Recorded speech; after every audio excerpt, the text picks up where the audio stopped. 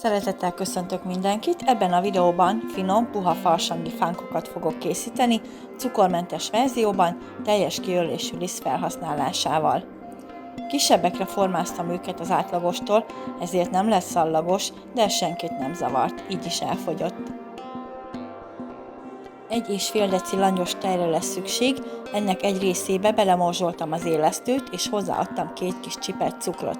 Ez egy minimális cukormennyiség, azért van rá szükség, hogy az élesztő jobban tudjon dolgozni. Félretettem pár percre, hogy az élesztő felfusson a tejben. Közben kimértem a 2 fajta lisztet, és hozzáadtam 2 tojás sárgáját. A fehérjét zárt tasakban, fagyasztóba szoktam tenni, és ha összegyúrt pár, akkor sütök belőle valami finomat. Ha felfutott az élesztő, hozzáöntöm a liszthez, és elkezdem összegyúrni. A többi tejet apránként adagolom hozzá. A liszt minőségétől függően előfordulhat, hogy picit több kell belőle. Közben hozzáadom az olvasztott vajat is, amiben feloldottam az édesítőszert.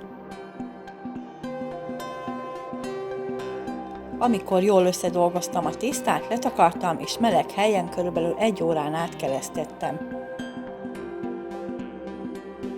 Ha megkelt a tészta, egy picit átgyúrtam, majd szilikonos lapon kinyújtottam.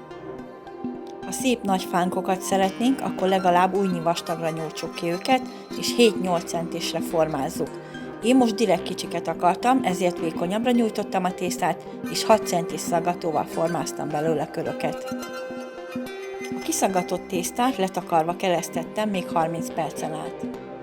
Egy serpenyőben kb. 170 fokos olajban sütöttem ki a fánkokat. Az ujjammal benyomtam a közepüket, és a nyomott oldalával lefelé helyeztem az olajba. Fedővel letakarva sütöttem 1-2 percig, majd megfordítottam, és akkor már fedő nélkül sültek újabb 1-2 percig. Cukormentes lekvárral kínáltam őket. Köszönöm, hogy megnéztétek a videót, készítsétek el ti is ezeket a finom fánkokat.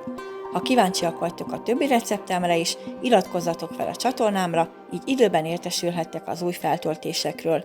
Repeta diétás és finom néven a Facebookon további recepteket is találtok. Sziasztok!